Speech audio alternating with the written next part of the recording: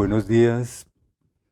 Eh, Hemos querido aprovechar la visita de Monseñor Rodrigo Mejía a Colombia para tener una conversación con él. Él es un jesuita colombiano que ha vivido la mayor parte de su vida apostólica en el África, en varios países del África. En el último país donde ha estado, pues fue elegido como obispo en Etiopía. Ya terminó su ministerio episcopal, está retirado, pero ha seguido viviendo allí en el África. Eh, bueno, mi nombre es Javier Giraldo, también jesuita colombiano. Yo trabajo en el CINEP desde hace muchos años y sobre todo en el campo de derechos humanos. A pesar de que ya en otras ocasiones Monseñor ha pasado aquí por Colombia y le han hecho otras entrevistas, sin embargo los lectores siempre son distintos, ¿no? Entonces yo le voy a pedir a Rodrigo que así muy sintéticamente nos haga como una cronología de su vida, es decir, de las principales momentos de su vida, la entrada a la compañía, eh, la decisión de misionar en el África, los diversos ministerios que tuvo allí, eh, solamente como las grandes etapas, ¿no? Ujú, Así, ujú. una super síntesis, porque Muy bien. seguro que en otras ocasiones te lo han preguntado, pero para los lectores de esta entrevista es bueno tener una cronología mínima, ¿no? Claro. Ujú. Muy bien. Yo nací en Medellín en 1938, después de Cristo, claro. Y de una familia de 11 hijos, muy numerosa. Y pues yo soy el último de los Ujú. 11. Y en la familia fuimos 3 hermanos jesuitas. Mi hermano Humberto, que murió como director de la Casa de Ejercicios de Betania en Barranquilla.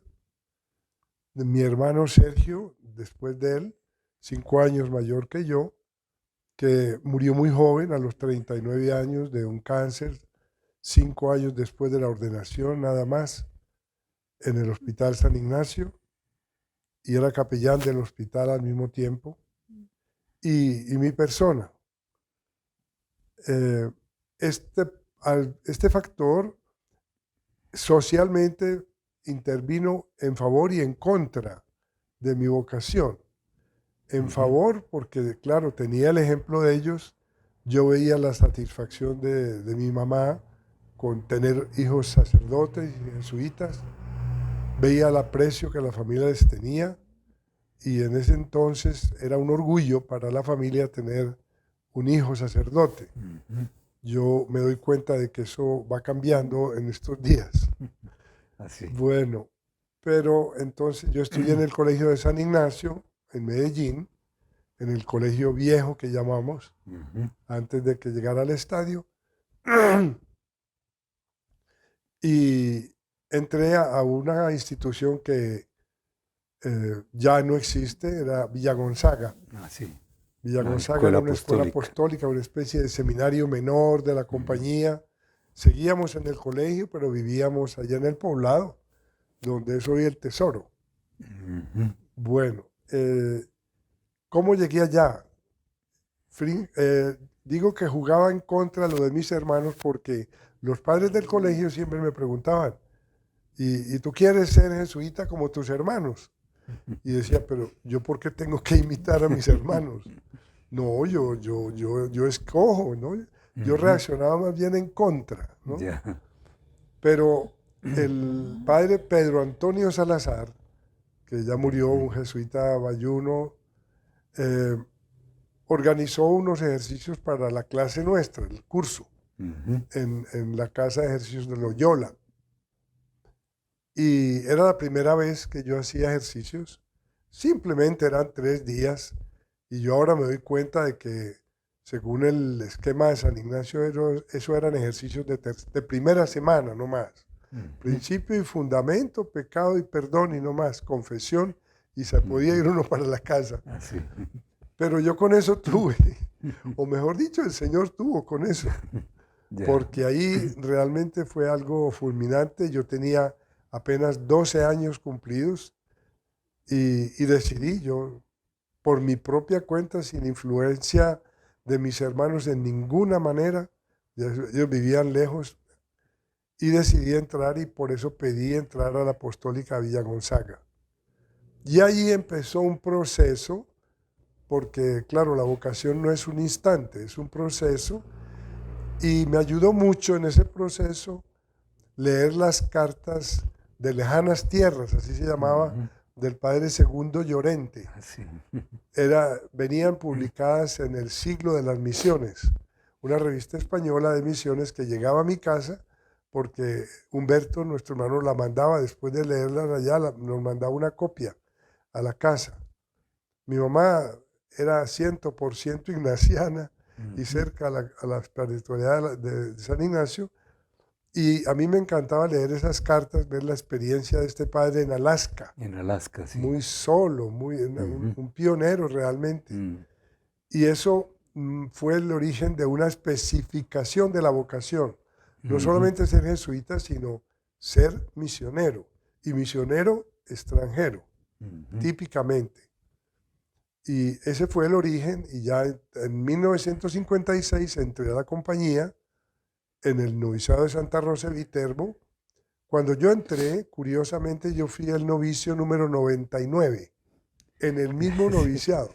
Sí, aquel el tiempo era increíble. yo fui casi el número 100 en el filosofado. Así, fíjate. Entonces, pues el padre maestro, el padre Gaviña, entramos al noviciado, empezamos los ejercicios de mes, pero éramos 65 novicios para ejercicios de mes. Éramos junto con los hermanos coadjutores también, el mismo noviciado. Entonces el padre Gaviña no resistió. Al comienzo de la tercera semana hubo que hospitalizarlo, no pudo seguir, y ahí vino, entonces se precipitó la división del noviciado. Abrieron el noviciado de La Ceja, que ya estaba en construcción desde antes, y me mandaron junto con otros 9 compañeros, 10, a fundar el noviciado de La Ceja. O sea que yo fui uno de los fundadores de ese noviciado que ya hoy no existe. Ahí hice mis votos, tuve 3 maestros de novicios, 5 padres ayudantes del maestro de novicios, y bueno, ahí pasé a Santa Rosa el Juniorado, filosofado como de costumbre, y ya empecé a pedir la misión del Congo más específicamente. Yo estaba dudando entre Alaska, que me atraía también, y el Congo, pero realmente yo vi que la misión del Congo participaba mucho más de nuestras condiciones geográficas y antropológicas de Colombia, y que realmente pues había más necesidad, si se quiere, allá, porque los países africanos estaban empezando las independencias y mucha gente, muchos de los misioneros ya eran viejos. Casi todos en el Congo, por supuesto, eran belgas, porque era el antiguo Congo belga. El Congo francés también se independizó más tarde, pero de todas maneras a mí me interesaba lo que llamábamos el Congo belga en aquel momento. Y el padre Janssens, que era el padre general en ese momento, decidió pedir ayuda a 2 provincias para internacionalizar la misión, que los misioneros no fueran todos belgas, porque en un contexto de post-independencia daba un rostro de la iglesia muy, muy colonial, ¿no? Entonces llamó a la provincia de Loyola y a la provincia de Colombia, que eran las 2 provincias que en ese momento tenían más vocaciones en la compañía. Cuando vino el llamado, entonces yo me ofrecí de voluntario Y, al terminar filosofía, me enviaron a la misión del Congo. Y llegué allá, yo salí de Colombia el 9 de diciembre de 1963. Era como el momento del magisterio, ¿no? Sí, Hacer yo salí a magisterio hacer magisterio al en el África. Congo. Ya. Nos mandaban a magisterio para ver si la salud resistía, si uno se adaptaba, si podía aprender las lenguas, etcétera. Y después de esa experiencia, pues se confirmaba o no un destino ya más serio, ¿no? Bueno, en ese momento, como decías, estaba ese movimiento anticolonialista Muy en fuerte. varios países del África. ¿Cómo recibieron a los colombianos en ese momento en que ellos como que estaban rechazando a los belgas? Bueno, eso ciertamente causó un poco de tensión, para decir Ujú, la verdad, porque aunque la medida del padre general era muy lógica, ujú, internacionalizar para evitar esa tensión, ujú, el problema nos dimos cuenta de que localmente el provincial quizá, o la falta de comunicaciones de la época, los padres de la provincia no estaban al tanto de la estrategia. mm, Entonces nos vieron llegar como si nosotros estuviéramos enviados a decirles cómo hacer la misión, a enseñarles cómo hacer la misión. ya, Y ujú, entonces eso, de parte de los padres de la compañía, ujú, presentó ciertas reticencias, ¿no?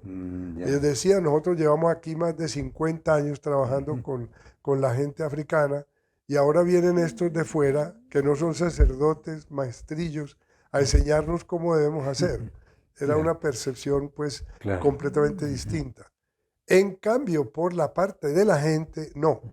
Por la parte del pueblo, ellos veían que había misioneros de otro país, ujú, que no todos los misioneros tenían que ser belgas ujú, y que nosotros veníamos de un país también del tercer mundo ujú, y que no estábamos hablando todo el día lo que se hace en mi país, lo que se come en mi país, los progresos de mi país, sino que estábamos más bien enfocados al progreso del Congo. Y entonces, asimilar la exacto. cultura de ellos. Entonces, en ese sentido, yo me sentí muy bien acogido de la gente del pueblo. Ujú, Claro, yo hice mucho el esfuerzo de empezar aprendiendo la lengua ujú, antes de empezar el magisterio, porque llegué en una época en que el año escolar estaba en la mitad. ya, Entonces, esos 6 meses, yo llegué en marzo hasta septiembre que empieza el año escolar allá, ujú, estudiando el Kikongo, que era la lengua local. El ujú, francés, gracias a Dios, yo lo sabía ya un poco antes, ya había ujú, estudiado en la Alianza Francesa antes de entrar a la compañía. ya. De manera que esa fue, pero sí creo una especie, no, no hubo conflicto realmente, Ujú. pero sí una especie de tensión. Bueno, hay una anécdota de tu llegada al África muy, muy particular de cómo fue la recepción allá en el Congo, ¿no? Eh, no los estaban esperando, eran varios, ¿no? Sí, no, éramos, sí, yo estaba con otros dos de la provincia de Loyola, Ujú, éramos tres, estábamos esperando en Bélgica en la procura que nos dijeran ya pueden ir. ujú, Entonces fuimos y mm, yo me di cuenta de que en el avión no éramos sino los tres, un enorme avión de Sabena y solamente tres. así. Y la azafata nos preguntó a dónde van, como para estar seguro de que no era un error. Y Ujú, le dijimos, vamos a Kinshasa, que en ese entonces todavía la llamaban Leopoldville. mm, Y dijo, pero no se dan cuenta que el avión está vacío. Nosotros vamos a repatriar a los belgas que están allá, porque allá están casi en guerra civil. mm, Y nosotros no teníamos ni idea. mm, Esa es una de las cosas que fue un gran reto, la falta de comunicaciones. ujú, Antiguamente no se sabía qué pasaba en el otro lado del mar. mm, Entonces llegamos, sí estaba el padre provincial para recibirnos, nos recibió y se fue. De un momento a otro desapareció. Y nosotros no sabíamos quién nos iba a llevar. No teníamos ni idea. Entonces les dije a los compañeros, quedémonos en el aeropuerto. Ahí había unas sillas y un sofá. Podemos acabar el resto de la noche porque era la 1 de la mañana. y entonces por la mañana, cuando haya luz, vemos qué se puede hacer, porque no había teléfono público, no había taxis, no había ninguna comunicación y el aeropuerto era a 25 kilómetros de la ciudad. Total que nos sentamos en las sillas, pero vinieron los empleados del aeropuerto a echarnos, porque dijeron, ya vamos a cerrar el aeropuerto. Este era el único avión que venía. Nos sentamos afuera en un peldaño de cemento a esperar a que amaneciera, con cierta aprensión verdaderamente, porque el aeropuerto no había ningún edificio alrededor, era pura sabana africana, y oíamos las hienas alrededor. Y la hiena es un animal muy peligroso, sola no ataca, pero en manada es peligrosísima, porque ya uno no se puede defender, si son 5 o 6 al mismo tiempo, ¿no? Pero bueno, ahí estábamos los tres sentados cuando yo vi una silueta blanca, una sotana blanca en el fondo allá, en la oscuridad, y dije, ve, un padre, vamos a ver. Fui, le pregunté, y me dijo, sí, yo soy jesuita. Y dije, bueno, estamos salvados. Es que somos 3, vamos a tal misión de Quimuenza, a ver si nos puede llevar. Y él contestó, era un hermano belga, flamenco, de esos trabajadores duros. Y me dijo, yo vine aquí no por ustedes, sino porque en el avión en que ustedes vinieron, viene un cargamento de pollitos, de 500 pollitos, de 3 días de nacidos, ya completamente clasificados en cartones, y eso es muy delicado, y los tengo que sacar de la aduana hoy mismo, para nuestro gallinero del escolasticado, del filosofado. Si después de cargar las cajas de cartón hay campo, los llevo. O sea, aquello... Qué recibimiento, ¿no? Sí. La primera conclusión que yo saqué es que se necesitaban más pollitos que misioneros. Eso era lo primero. Pero después me di cuenta de la preocupación del hermano, porque en ese momento ese gallinero era la única fuente de entrada por la venta de los huevos con la que se sostenía todo el escolasticado. Eran los únicos que producían huevos en toda la ciudad de Kinshasa. Entonces, claro, uno se da cuenta, pero el primer choque naturalmente no es muy agradable. Bueno, estábamos en que terminaste el magisterio en el Congo, regresaste a Colombia a hacer la teología, ¿no? Y hasta la ordenación, ¿no? Sí. Yo quería quedarme a hacer la teología inclusive en África. Me parecía lo más normal. Pero resulta que en ese momento la compañía no tenía ningún teologado en todo el continente africano. No había manera de hacer la teología allá. Los escolares, inclusive congoleses, los enviaban a Bélgica a estudiar allá. A mí me ofrecieron que si quería ir a Bélgica, que con mucho gusto me recibían, o Colombia. En primer lugar, yo no quería venir a Colombia porque, para decir verdad, el provincial que me había destinado al Congo lo había hecho como muy reticentemente. Ellos me querían que yo matara la gana con el magisterio y volviera aquí. Y entonces dije, si yo voy a Colombia no vuelvo aquí al África. Pero en ese momento el padre Arrupe fue elegido general y visitó nuestra misión. No solamente en el Congo en general, él conocía el Asia y conocía América Latina, pero no había estado nunca en África. Y la primera visita que él hizo fue a África. Y cuando me encontró allá se sorprendió, y entonces le puse la cuestión. Mire, mi teología y me dijo, váyase tranquilamente a Colombia, que a usted solamente el padre general lo puede cambiar de misión. Entonces ya me vine a Colombia. Yo me atraía más porque yo, aunque de lejos, yo ya sentía la ebullición de la teología aquí en ese entonces. Era el 67, el Congreso Eucarístico en el 68, la Conferencia Episcopal de Medellín, la Teología de la Liberación, todo aquello estaba. Me parecía que había más creatividad, más actividad. Esa teología europea de Lovaina, pues estaba todavía... Era muy clásica. Muy clásica y muy tradicional, entonces por eso me vine aquí. Qué bien. Bueno, ahí Estuviste hasta la ordenación entonces, ¿no? Ujú. Y después regresaste al Congo. Sí, sí. Yo regresé allá al Congo como sacerdote y le pedí al padre provincial, que era un africano ya, Ujú. el padre Pasu Pasu, Ah, sí, el padre, un hombre muy grande yo que lo conocí, sí. sí, sí, yo lo Ujú, invité, vinimos ujú, juntos a ujú, Colombia, a una visita a Colombia ujú, con él y hicimos muy buena amistad y le pedí que hiciera una excepción conmigo y que me destinara como primer destino de sacerdote a una parroquia que no fuera de la compañía, que fuera una mm, parroquia de los padres diocesanos congoleses, ujú, para precisamente ver cómo viven, qué problemas tienen, ujú, en donde solamente se habla Kikongo todo el día entre ellos, ujú. y entrar a la pastoral con ellos, ¿no? Ya. Y muy formal, muy amable, el padre aceptó. Me dijo, Ujú, no es un destino definitivo, pero por un par de años, haga ujú, eso como una especie de noviciado pastoral. mm, Y me sirvió mucho, estuve en esa parroquia y eso me ayudó a dominar mucho más la lengua, sobre todo. ujú, Entonces, la gente me acogió muy bien, a mí me encantan los proverbios y muchos ujú. proverbios, alineaba la homilía con Ya. proverbios y a la gente le gustaba. Entonces, ahí estuve. De ahí, claro, a los 2 años me dijo, ya está bien, pase a una casa de formación, porque él se Ujú, había informado, yo había hecho una buena teología y sabía que me gustaba la teología también. ujú, Entonces me mandó al filosofado, a la formación filosófica que ya existía. ujú. Ya. Ese ya.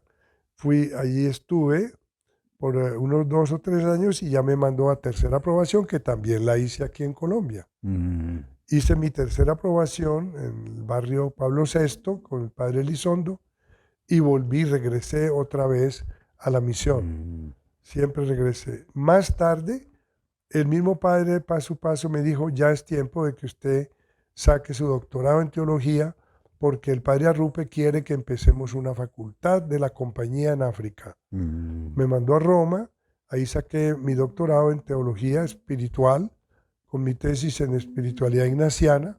ujú, Buscar y hallar a Dios en todas las cosas fue mi tesis. ujú, Y regresé al Congo después de 3 años en Roma y ya tuve que aprender la lengua de la tribu en Roma también, el ujú. italiano.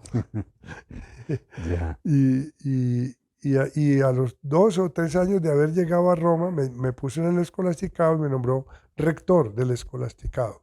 O sea, yo Eso fui era ahí mismo en el en el Congo. Congo, sí, en Kimwenza, que es Ujú. un barrio de Kinshasa. Ya. Fui rector por 3 años, nada más porque a ese momento ya se empezaba el teologado en Nairobi. Entonces Mm, nos recogieron a todos los que teníamos cualificación teológica para enseñar de todo el continente y nos llevaron a Nairobi para empezar la Facultad de Teología. Eso era para varias provincias de... Sí, bueno, era un teologado de la región oriental del África, Ujú, pero abierto a toda la ujú. asistencia. Sí. Ya.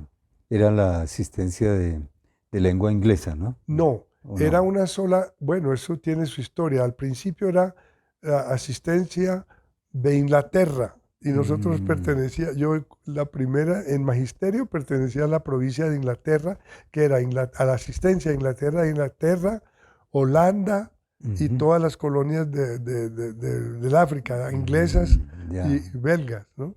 Ujú, Entonces, ya más tarde, ya sí se empezó a formar la asistencia de África y Madagascar. Ese es el mm, verdadero nombre. Y nuestro teologado de Jekima, en ujú, Nairobi, mm, es para toda la asistencia. Sí. ya. Ah, muy bien. Y de ahí cómo fue el paso a Etiopía? Bueno, terminé mi periodo de enseñanza, enseñé casi 11 años en la Facultad de Teología Ujú, y entonces me eligieron ujú, provincial de esa provincia que ya era provincia del África Oriental, ujú, con 5 países en aquel entonces, Tanzania, Kenia, Uganda, Etiopía y Sudán. Ya. Enorme, una Sí, provincia grandísimo. enorme, pero toda de habla inglesa, eso Ujú. sí, toda de habla inglesa. Y el padre Kolbenbach, ya me iban a destinar a Etiopía simplemente como después de enseñar Hekima, y me llamó de Etiopía. A los 2 meses de llegar a Etiopía, el padre Kolbenbach me dijo, no, lo necesitamos como provincial en el África Oriental, pero yo sé que usted quiere estar en Etiopía, no hay problema. Cuando termine como provincial, puede Ujú. volver a Etiopía. Ujú. Pero no sabía que hay una ley en Etiopía en ese momento que a los 60 años de edad ya no se consigue visa de residente para nadie. Mm. Entonces me fui provincial 3 años nomás y a los 3 años entonces me mandaron a Etiopía. Mm. Ese fue el Ya. paso. Bueno. Y en Etiopía, ¿qué ministerio tenías allí? En Etiopía empecé yo fui allá mucho por la insistencia del obispo de Etiopía, de Addis Abeba. Yo iba ya como provincial en la visita canónica. Ujú. Entonces me conoció, nos hicimos amigos Ujú. y me vio mi interés pastoral, sobre todo. Ujú. Entonces, yo había sido profesor de teología pastoral, toda mi vida fue Mm. eso, ¿no? Entonces me dijo, ¿por qué no viene y trabaja aquí, etcétera? Y se cartearon un poco con el provincial. Ujú. Entonces yo llegué allí como vicario de pastoral del arzobispo de Addis Abeba, Mm. como secretario de él para la pastoral. Ya. Y ahí eso empezó mi ministerio por 3 años. Yo le dije, bueno, yo le acepto, pero ponemos las estructuras, organizamos, pero después de 3 años Ujú. yo desearía que fuera un etíope el que estuviera a la cabeza de eso, y yo me ofrezco a formarlo durante estos 3 años. Ujú. Y así fue. Yo Ujú. fui, allí estuve unos 3 años, formé un sucesor, que más tarde lo hicieron obispo también a él. Ujú. Y después de eso pasé a ser director de nuestra casa de ejercicios en Etiopía. Ya. Y allí estuve como 6 años, más de 6 años, director de esa casa de ejercicios. Ya. Y cuando estaba de director de la casa de ejercicios, me llegó el nombramiento de obispo. Estaban buscando un obispo Mm. por 5 años, no lo encontraban en el sur de Etiopía. ¿Cómo era esa zona de la diócesis? Es la diócesis es la región más abandonada del país, no es la región turística que presentan los carteles de turismo de Ujú. las iglesias monolíticas, del rito oriental, las antigüedades egipcias, etiópicas, Ujú. los iconos, todos los tesoros. Ujú. No, estas son tribus muy Mm. primitivas, Ujú. que viven en el sur de Etiopía, en el río Omo, y pues allá la iglesia no tenía presencia prácticamente. Ujú. Había una parte de más católicos y otra parte regular, y luego otra completamente sin evangelizar. La congregación para la evangelización de los pueblos me recomendó que fuera al sur, a la parte donde no había presencia de la iglesia. Ujú. Pero yo me di cuenta que el territorio era tan grande que le pedí a la Santa Sede que dividiera el vicariato. Era Ujú. Sodo Osana al comienzo, Ujú. dos grandes partes. Entonces accedieron y me pidieron, yo consagré al otro obispo, del nuevo obispo de Osana, y Ujú. me quedé con la parte de primera evangelización, la parte Mm. más. Más dura. Sí, no llegábamos al 1% de De cristianos en cristiano. esa. Y bueno, ahí estuve 7 años de Ujú. obispo, hasta que llegué a la edad de los 75. Ya de la jubilación. Sí, Ya.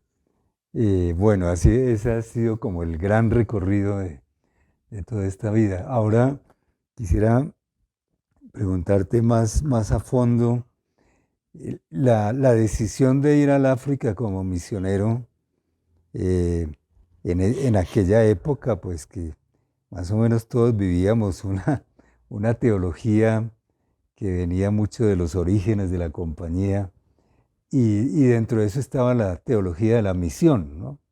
La concepción de la misión muy inspirada en las cartas de San Francisco Javier, ¿no? Ujú. ¿Cómo fue ese cambio, o digamos, asumir esa teología, esa motivación de la misión, y cómo se fue transformando eso? Sí, Ujú. sí, en realidad cuando yo me fui la primera vez, yo me fui con el principio de la teología de San Francisco Javier: fuera de la iglesia no hay salvación. Ujú. Entonces, naturalmente, lo importante era hacer crecer la iglesia numéricamente, Ujú. o sea, con estadísticas y sobre todo, pues, bautizando, etcétera. Pero vino el Concilio Vaticano II Ujú. y yo estaba precisamente en teología, y el padre Cárdenas, en su curso de eclesiología, Ujú. me ayudó muchísimo, fuimos muy amigos. No había curso de teología de la misión en el currículum de la Ujú. Javeriana. Yo no sé si ahora habrá, pero había habido un curso, lo daba el padre Eduardo Espina, antiguamente, Ujú. y muy interesante hasta, por cierto. Como yo me interesaba, yo leía, pero les pregunté alguna vez si eso les interesaba, pero Colombia ya no tenía misión, había tenido que dejar la misión de China. Ujú. Entonces, pues nosotros éramos unos poquiticos nomás Ujú. colombianos. No merecía la pena como tener un curso de teología de la misión cuando no había todavía, pues, misión extranjera. Ujú. Pero con la teología del Vaticano II, en Lumen Gentium y en Gaudium Spes, en ambos documentos, se dice muy claramente que la misión de la iglesia es proclamar el reino. Y vino la gran exhortación apostólica de Pablo VI, San Pablo VI, la Evangelii Nunciandi, la Ujú. proclamación del Evangelio, en el cual él redefine en esa, Ujú. la evangelización y por tanto Ujú. la misión. Y dice que la misión es mucho más vasta que aumentar el número de bautizados o que tener sacramentos, que hay que cambiar la cultura, los Ujú. valores de la gente, la manera de vivir, todo, que hay que evangelizar todo lo que es humano. Entonces, ya cuando yo fui después de teología, yo ya había tenido otra nueva actitud Ujú. que me confirmaba con lo que yo encontré, que era una actitud de mentalidad muy estrecha.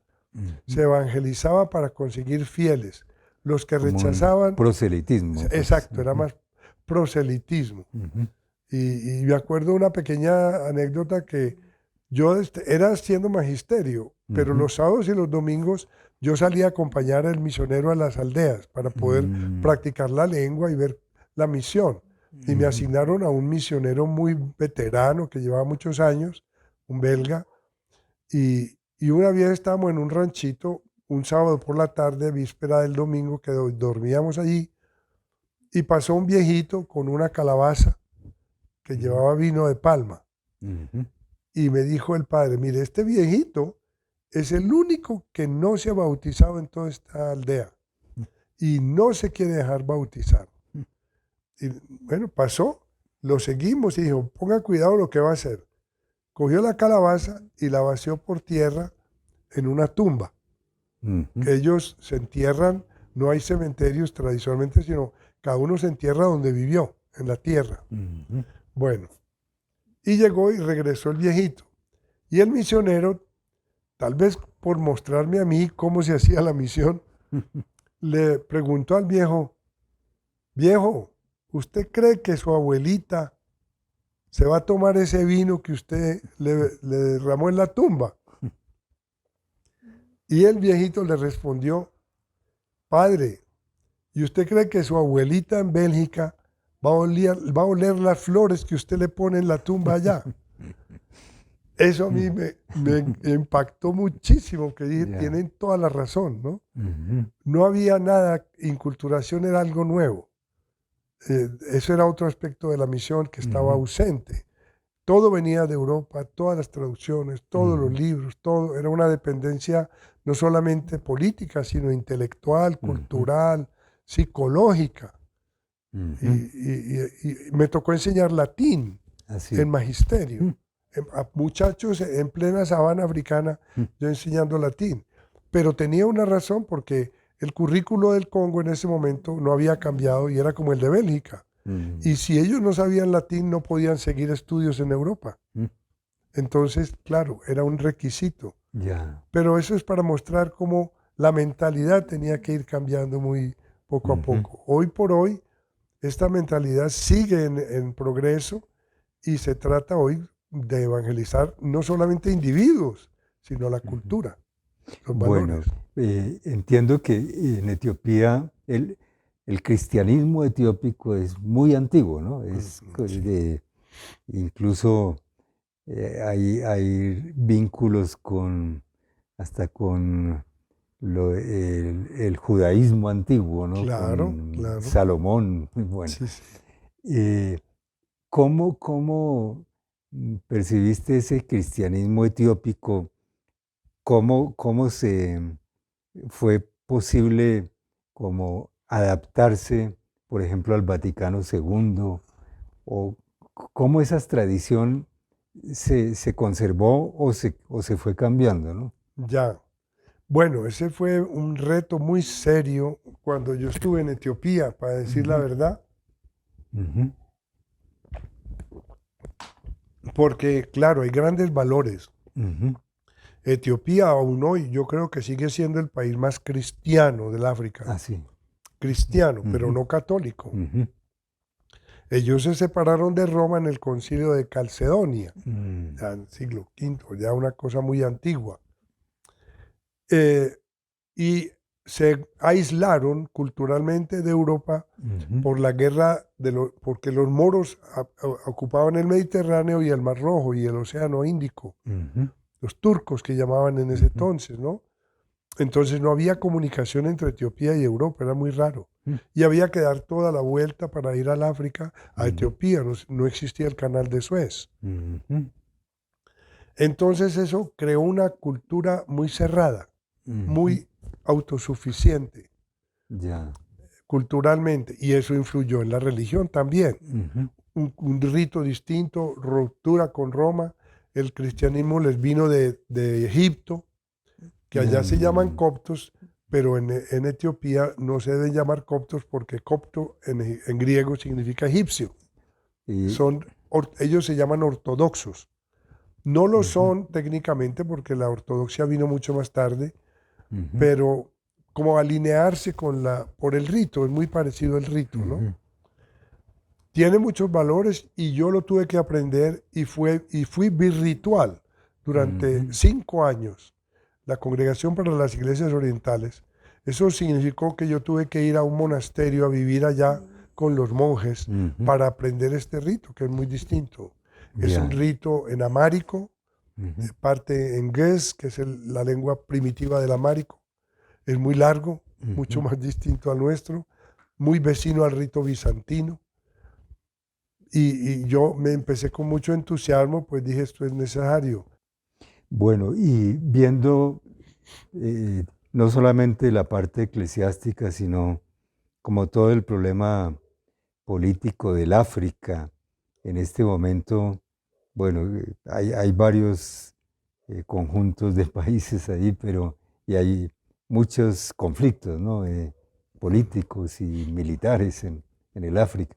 Entre otras, Etiopía está muy cerca de Sudán, ¿no?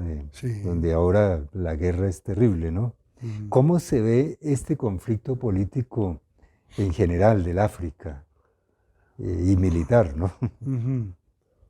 Bueno, yo creo que en primer lugar, ese conflicto tiene dos raíces Ujú, principales.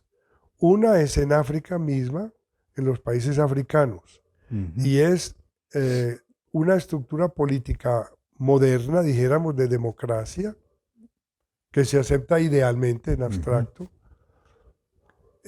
sobre una estructura de gobierno tribal, mm, o a veces en algunos países de gobierno imperial. Había ujú, grandes jefes que eran prácticamente reyes de ujú. sus tribus.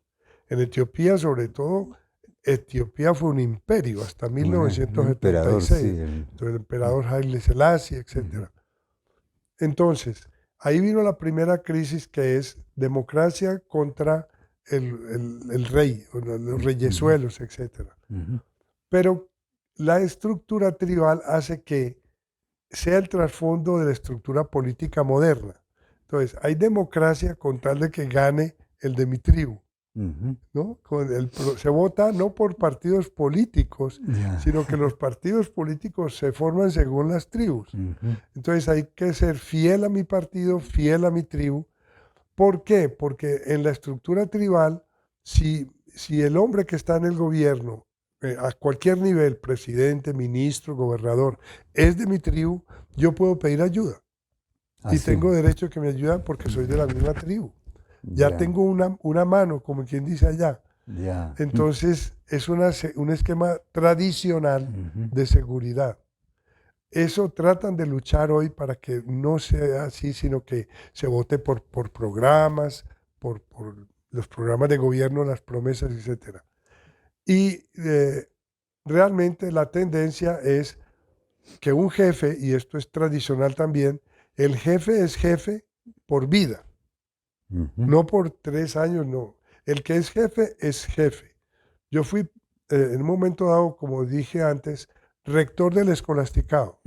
Yo volví 10 años después como provincial a visitar a los escolares que estaban allá y los empleados que me habían conocido me llamaban padre rector. Todavía, yo había dejado, para ellos ser jefe no es un nombramiento temporal, es una nueva identidad. Entonces, eso trasladado a la política quiere decir que se perpetúan en el poder. Inclusive cambian la Constitución para perpetuarse en el poder. Y tenemos hombres como Mugabe, que estuvo más de 30 años en el poder. Tenemos hombres como Museveni en Uganda, que es más de 25 años en el poder. En el Congo en el famoso, Congo Mobutu, ¿no? estuvo Mobutu. 35 años en el poder. O sea, increíble. Y ellos no tienen ninguna, en la mentalidad tradicional, popularmente, no hay ningún inconveniente en que sea el mismo. No importa. Inclusive cuando Mobutu se enriqueció, porque la política modernamente es una manera de enriquecerse, y a un viejito que comentaba, la gente dice que cambiemos a Mobutu ya al final. Y decía el viejito, no, padre, es mejor que siga porque él ya se enriqueció. Si nombramos otro, tiene que empezar otra vez a enriquecerse y más nos roba. Entonces es mejor que siga él. O sea, es una simbiosis de transición entre las estructuras políticas modernas sobre lo antiguo. Esa es la parte de la raíz africana de la política. Pero hay otra, y es la política internacional. La influencia no política, pero financiera y cultural de los países de Europa y de Estados Unidos, que eso también nos maneja. ¿Cómo se tuvo en el poder Mobutu 35 años? Gracias a los Estados Unidos, que lo sostenía y lo apoyaba.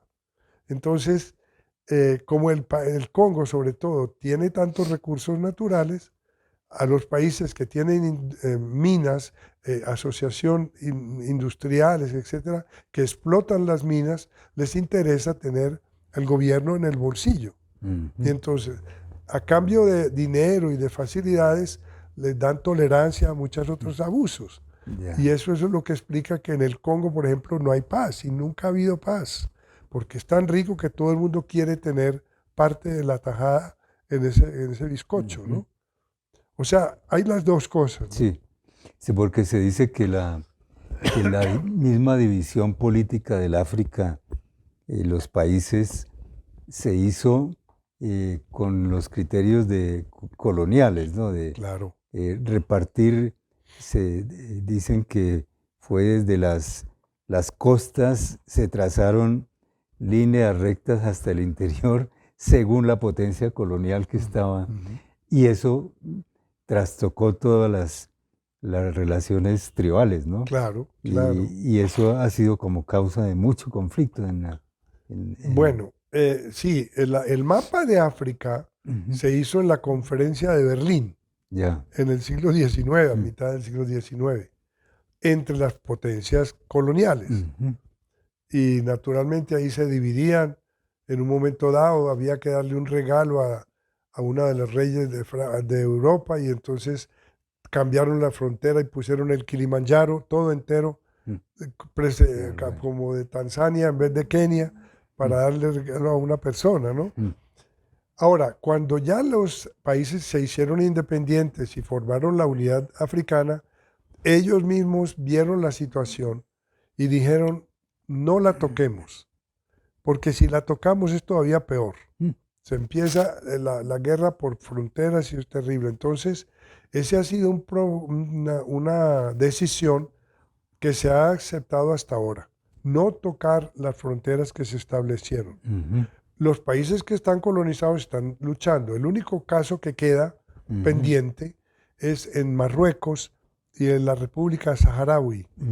Ahí están todavía en lucha y por eso Marruecos no es reconocido por las Naciones Unidas. No forma parte del país hasta que no arreglen la cuestión de la frontera, porque un país que no tiene frontera bien definida no puede ser miembro de las Naciones Unidas.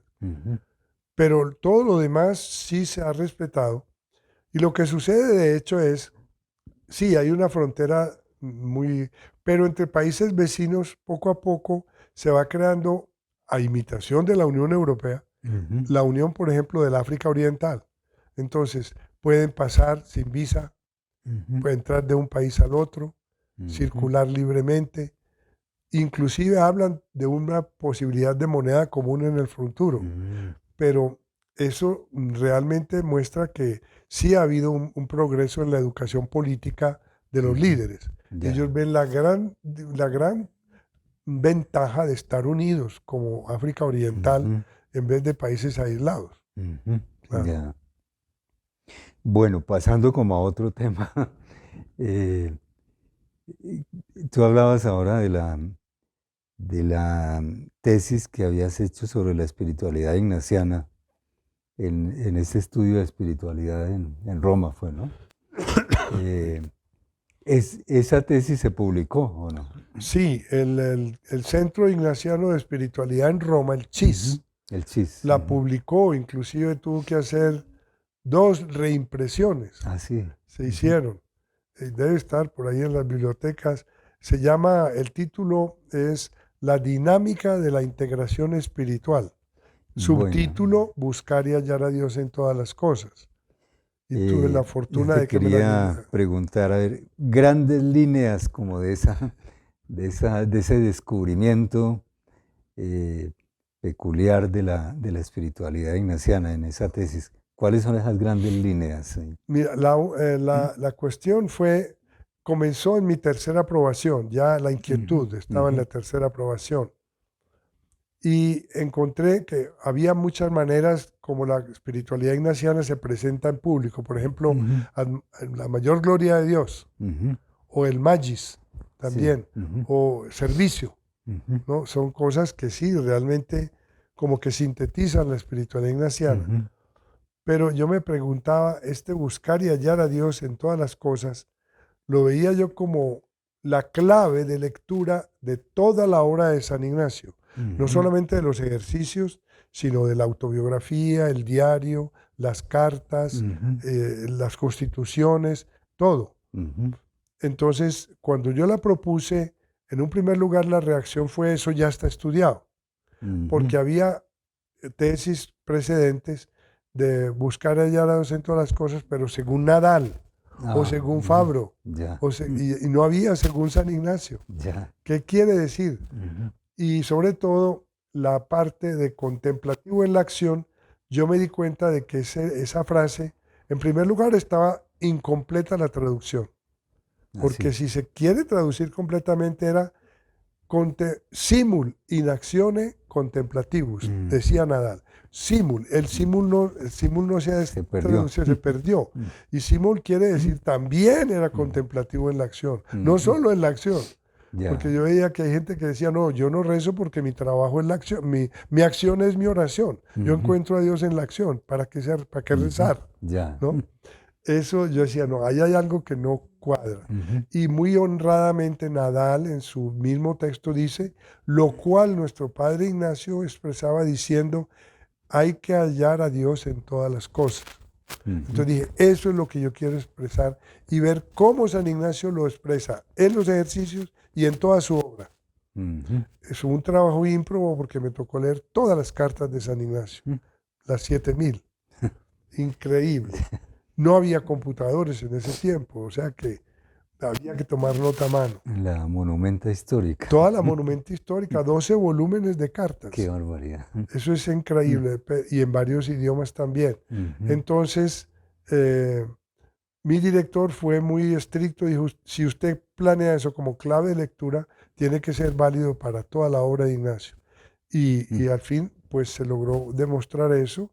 En los ejercicios es muy claro porque ya en el número 1 de los Ujú. ejercicios San Ignacio dice que el fin de los ejercicios ignacianos es quitar de sí todas las afecciones desordenadas y una vez quitadas, buscar y hallar la voluntad de Dios en la disposición de la vida. Ujú. O sea, hay varias modificaciones a la frase, hallar la voluntad divina es hallar a Dios, es la misma Ujú. cosa.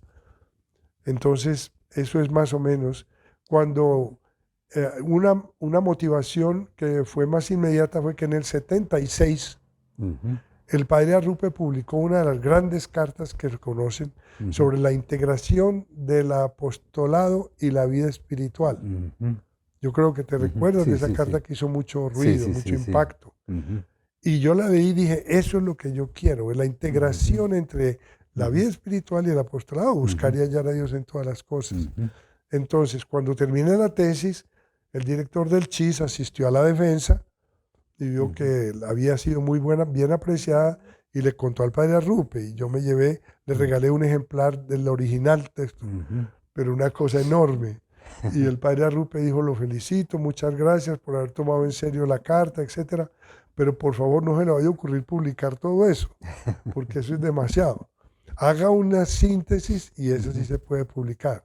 Entonces, lo que publicó el CHIS Ujú. ya es podado, ya es una Una síntesis. síntesis. Y más tarde, el padre Cusson, en Canadá, Ujú. publicó una más sintetizada Ujú. en la colección Cahiers de Spiritualité Ignacienne de Ya. Canadá, Ujú. que lo tradujo el CHIS, que lo tradujo el CIRE.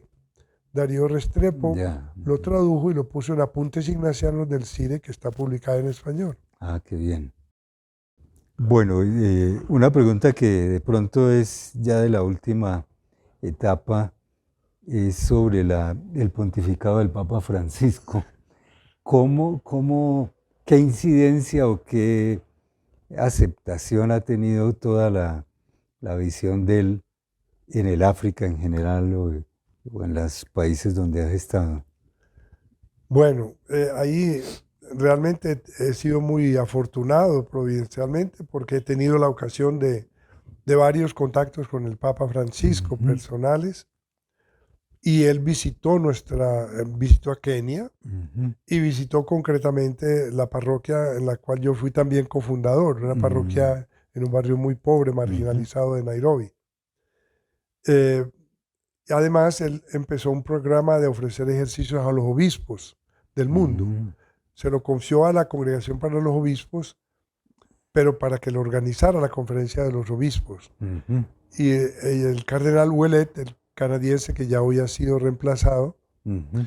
se lo pidió a la compañía, y el padre Adolfo Nicolás Ujú.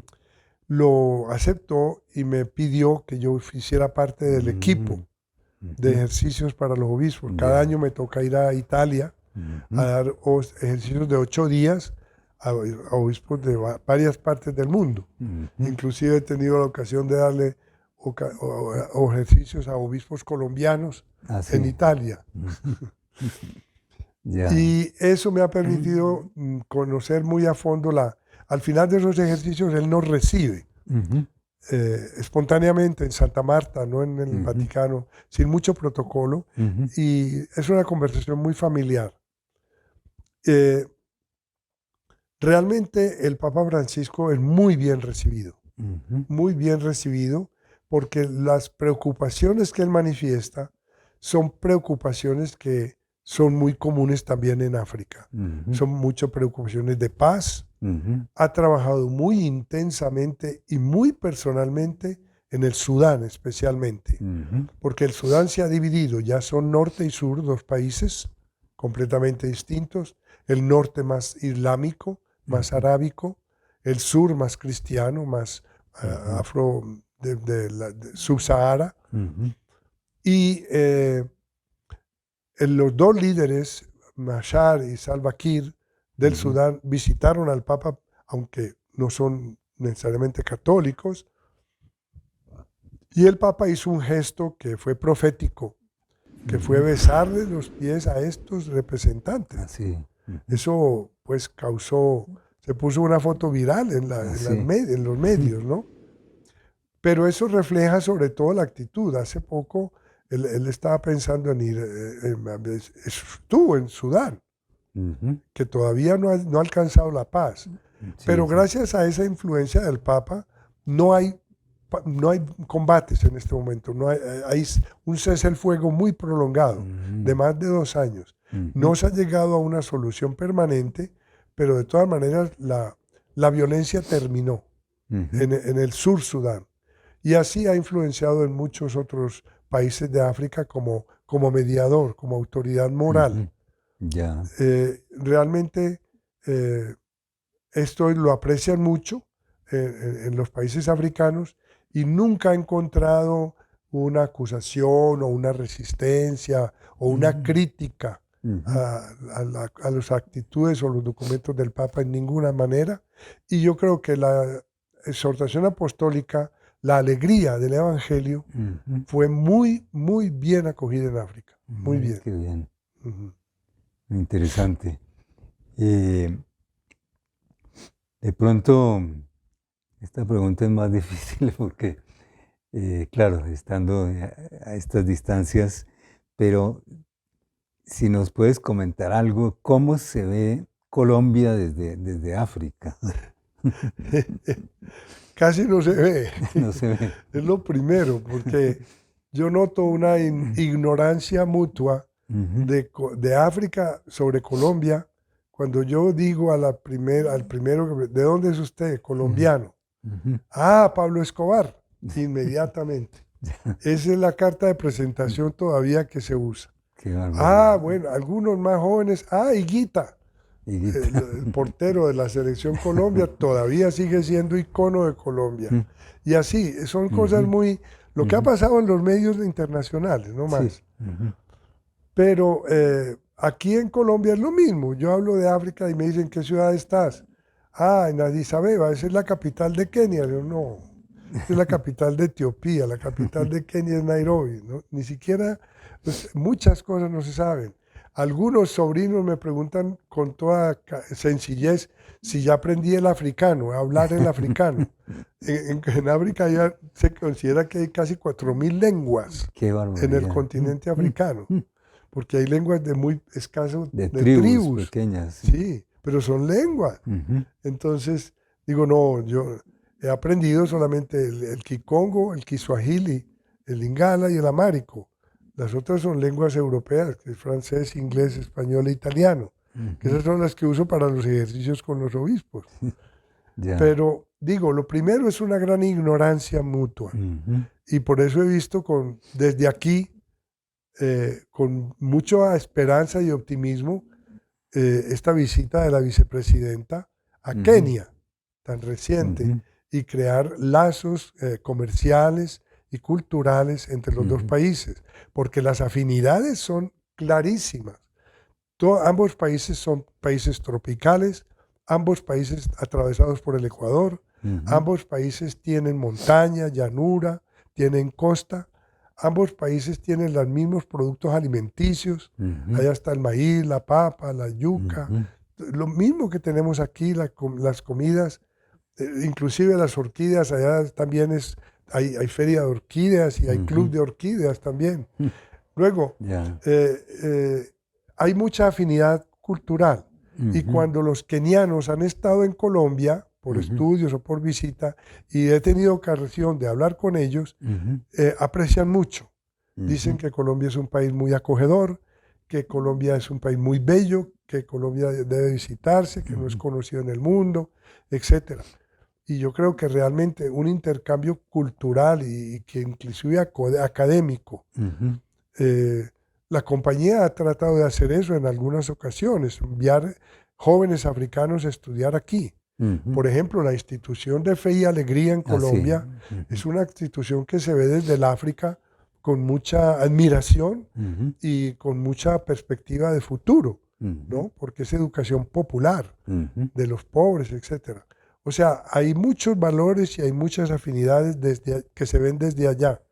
Sin embargo, también llegan la- las noticias del narcotráfico, de la guerrilla, de todo eso, de la falta de paz y todo esto.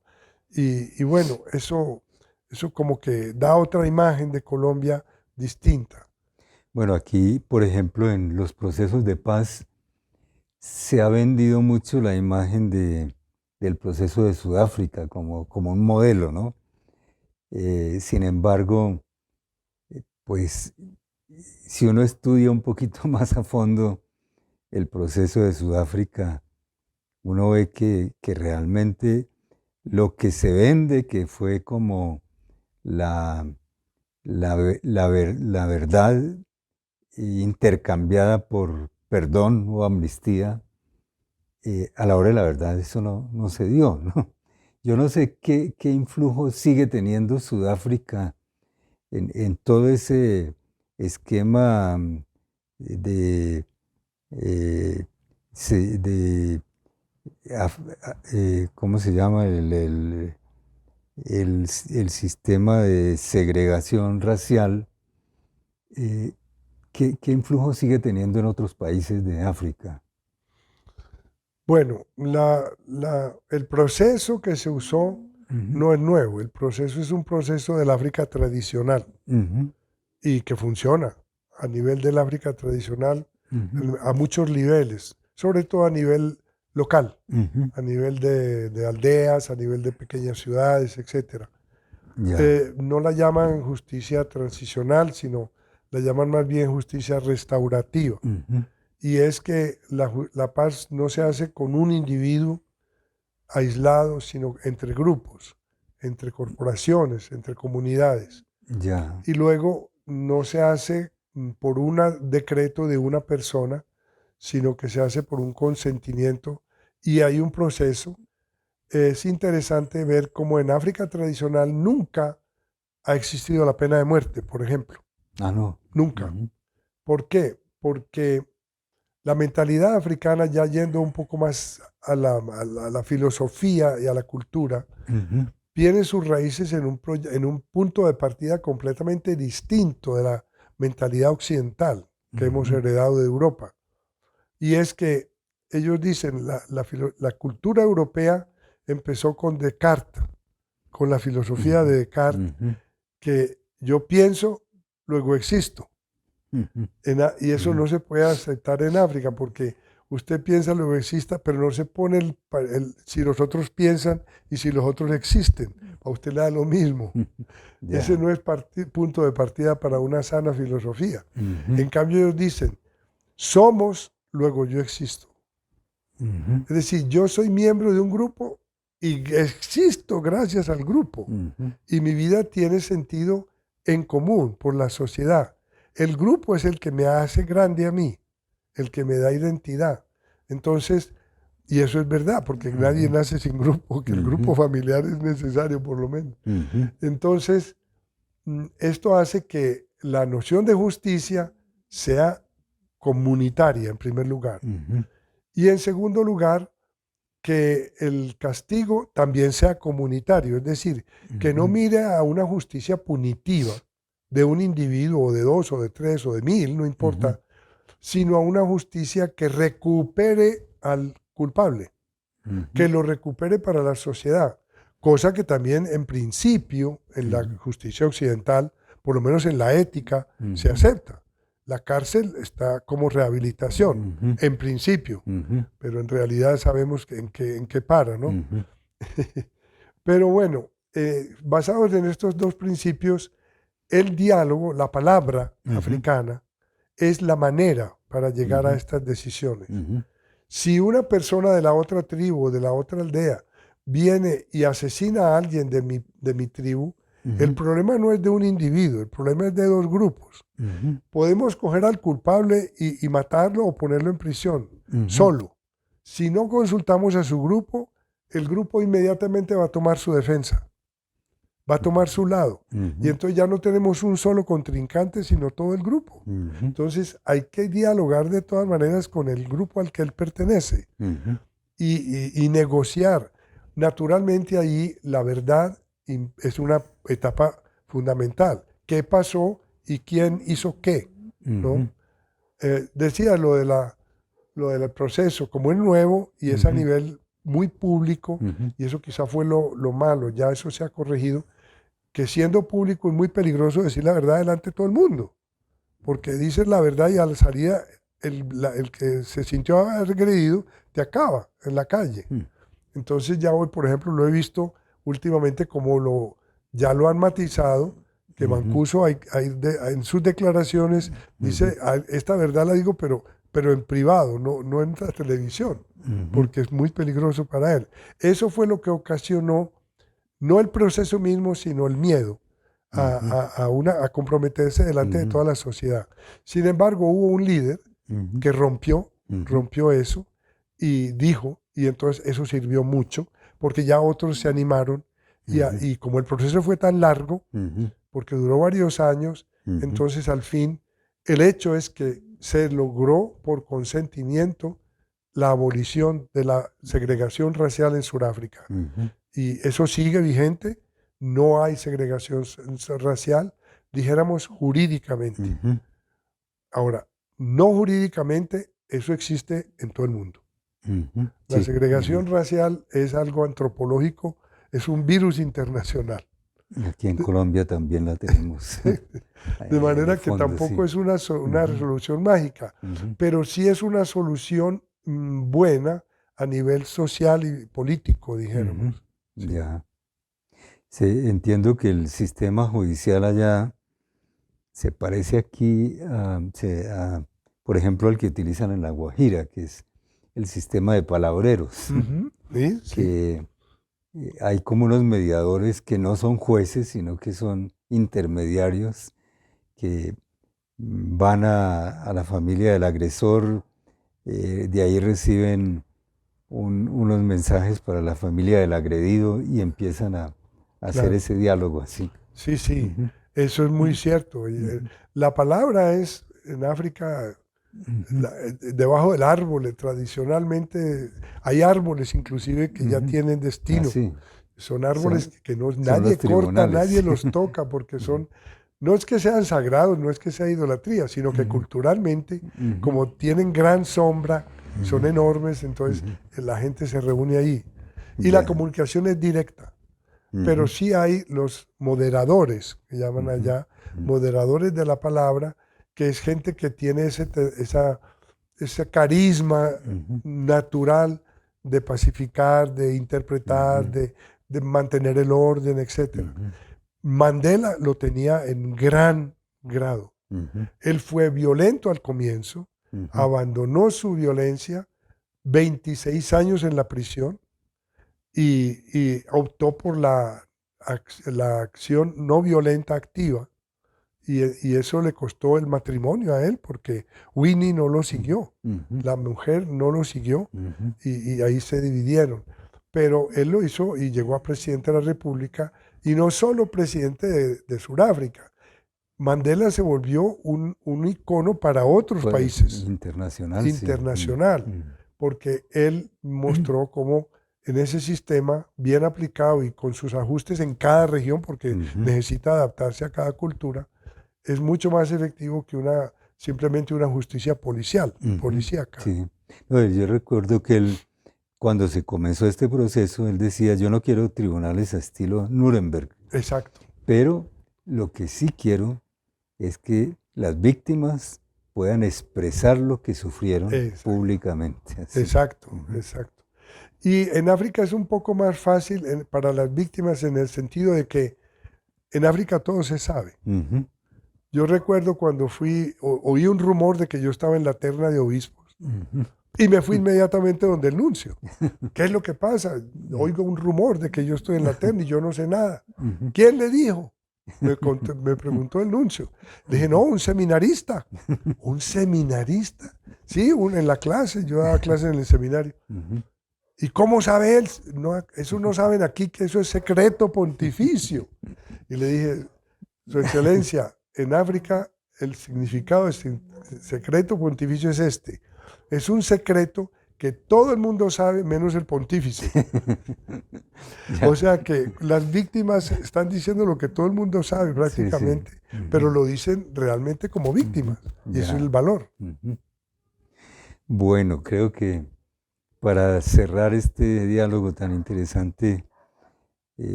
no sé si quieres hacer algún comentario. ¿Cómo has visto a Colombia y a la provincia en esta visita después de tantos años? La primera impresión es que yo suelo expresar así, la Colombia que yo dejé en el 63 no existe, ya eso es historia. Ya. Las generaciones han cambiado, la cultura va evolucionando, la tecnología, un gran progreso tecnológico, la educación también ha progresado mucho, se ha extendido mucho, inclusive la educación popular. O sea que yo veo progreso en muchas áreas y algunas cosas son visibles de las ciudades, el cambio. Ha cambiado, se ha instalado mucho un sistema nuevo de vivienda, el apartamento, que pues tiene ventajas económicas y prácticas. Quizá tiene menos la idea de vecindario y de solidaridad, porque en esos edificios nadie sabe quién vive encima o quién vive debajo, y eso no contribuye mucho a una solidaridad social. Antiguamente uno conocía quiénes vivían en la cuadra. Los vecinos, claro. Los vecinos, y era un valor. Pero bueno, esa es la evolución no solamente de Colombia, sino en general en el mundo, ¿no?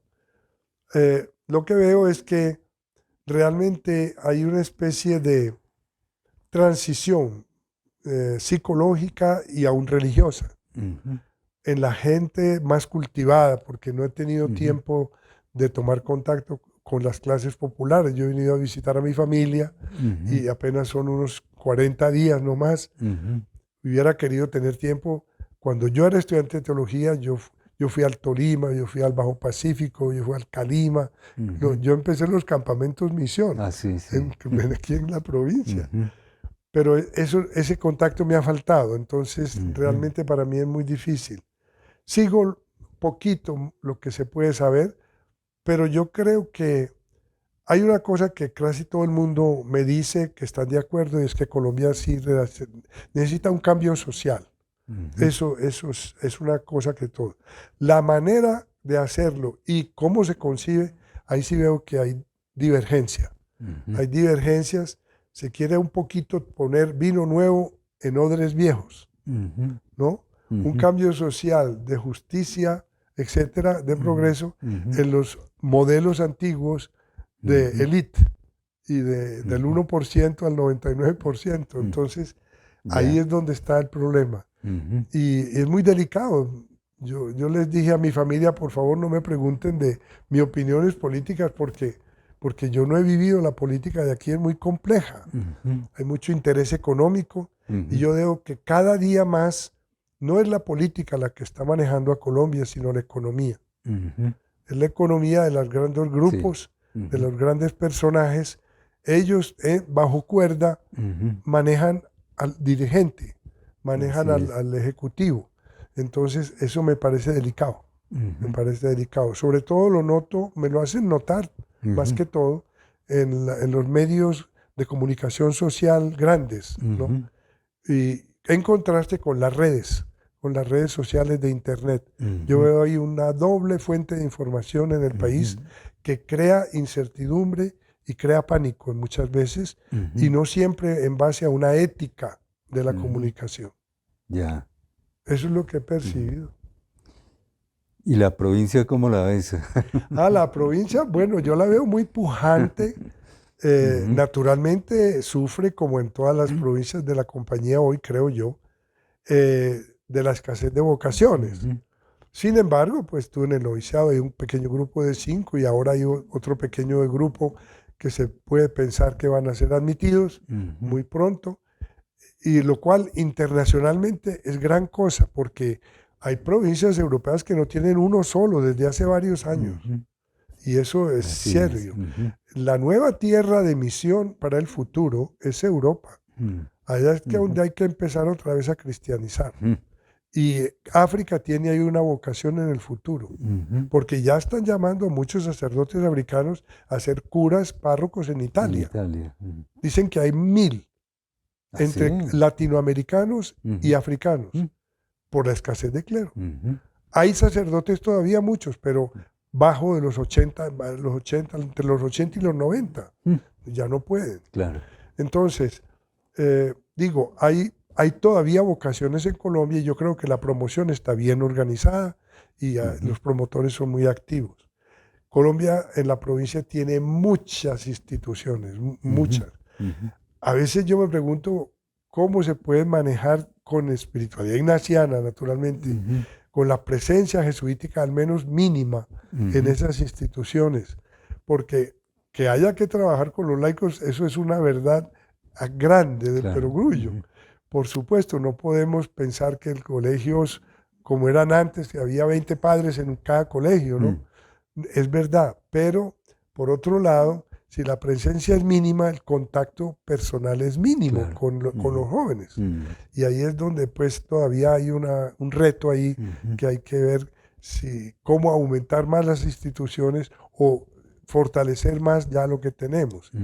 Pero yo veo que también la planeación la toman aquí muy en serio, que se hace muy comunitariamente, y yo veo una provincia muy bien estructurada, que ofrece, por ejemplo, la formación teológica muy sólida para toda la asistencia. En formación está muy bien, de manera que mi visión es muy positiva. Bueno, pues muchas gracias, Rodrigo, por esta compartir, porque es toda una vida muy especial, respondiendo a muchísimos retos. y te agradecemos mucho. Creo que esto va a ser un compartir muy interesante para los jesuitas y más allá de los jesuitas. Bueno, muchas gracias. Muchas gracias. Muchas gracias.